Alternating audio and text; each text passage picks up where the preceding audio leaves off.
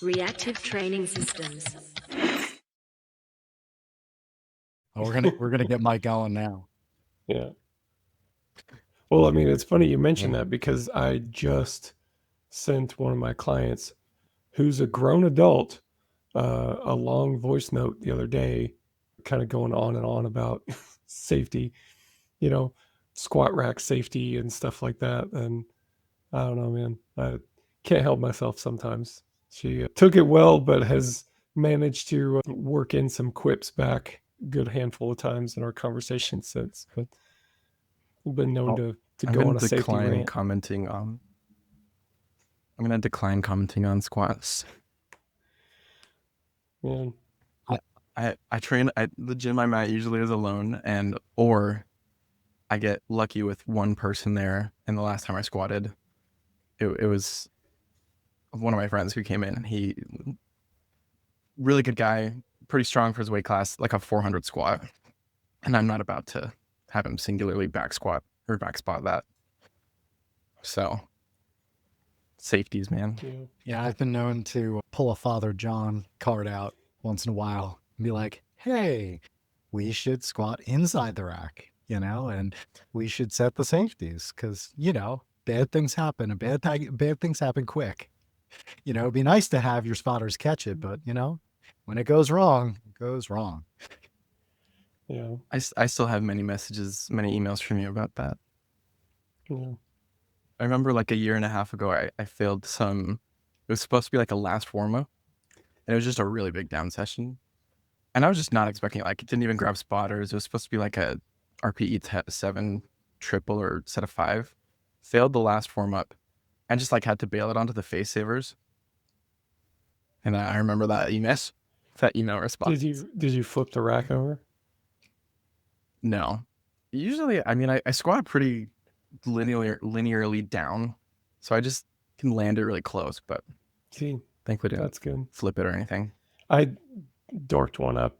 Gosh, it must have been a couple years ago now, but I had to bail it on the face savers in a combo rack and flip the rack over and caused a big scene. But that was one where afterwards I was like giving myself the talk. That was stupid, man.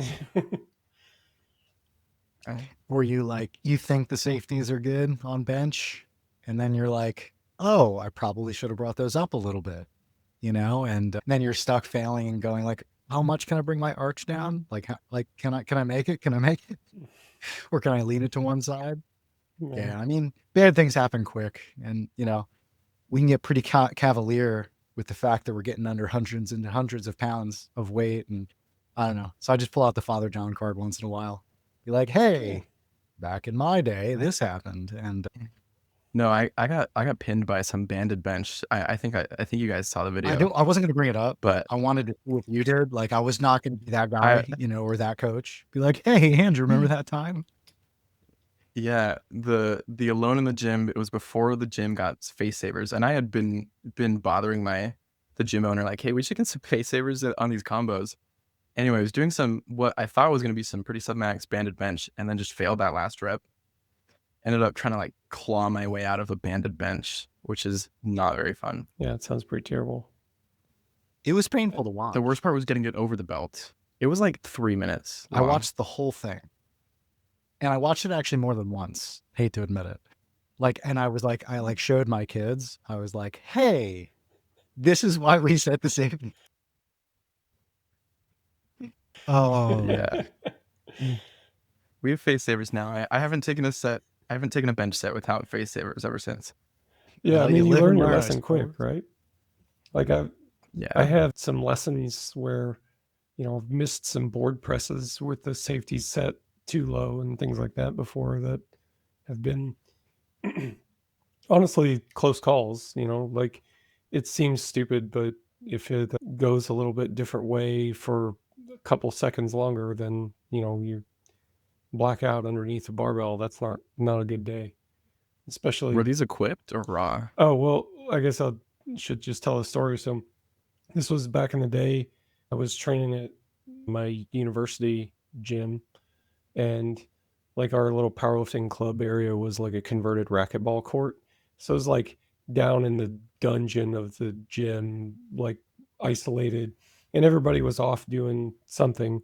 And of course, I'm in the gym lifting weights. So I'm in there by myself, and I had the safeties set, but it was like set to my normal bench height. And I'm doing like a 2-board press, and I missed. And so I set it down on the boards, but that's too high, right? So I think I'll just roll the bar down the boards and it'll fall on the safeties. But the thing is, like with the way the boards are sitting, you start to roll it down. Now it, like that board and all that pressure pushes down on your solar plexus. I definitely got like the vision red out, and then it like popped off the board and landed on the safeties. But you go like, dang, man, that was closer than it should have been, right? So I had that between that and like a bench shirt blowout one time. Like I don't mess around with bench press anymore, man. Like I'm very, very all the time on my safety game. Or Yeah. you could just lift sub max, like our Soja. Sorry. I Hey, did was you ever trying to think of find a way that? to like segue into our topic, but Hey. See, this is what we've been missing, John. The master segue. lack thereof. Yeah. Speaking of submax, no. It's painful. Man, sometimes a bad segue is worse than no segue at all. Oh, I'm kidding. Yeah, but I do think it would be a good idea to kind of jump into some less safety oriented topics, because gym safety talks are great podcast listening, I'm sure. Hey, let me tell you something that I know about you. Your lifting is important to you. It's probably one of your biggest priorities. And for people like us, nothing compares to the feeling that you get when you set a new PR. That feeling of being the best that you've ever been, of doing something that you've never done before. This is what we're all after, and it's also what RTS specializes in. Getting you the absolute best program possible so that you can hit new PRs and reach your goals. We call it radically individualized training, and we're really good at it. Whether we need to account for busy schedules or equipment limitations, or precisely turn the dials and get the details of the program just right, we have the tools and the experience to guide your lifting to the next level. To us, coaching is all about leadership, relationship, and creative problem solving. A coach should be poised to help you make tough decisions about training and competing so that you can continually grow in your development. And of course, a coach should be a first-rate problem solver, especially when it comes to your training, technique, and strategy. Now, all this has to be built off of a really strong, professional coaching relationship that emphasizes trust and respect. Additionally, RTS coaches are not on an island. We have a strong network of professionals to reach out to, so if you find yourself in need of some specific expertise, say in the realm of nutrition or injury management or sports psychology, there's a deep expertise available there too. For more information, go to store.reactivetrainingsystems.com and click on coaching. That's store.reactivetrainingsystems.com, then click on coaching. Hope to see you on the team soon.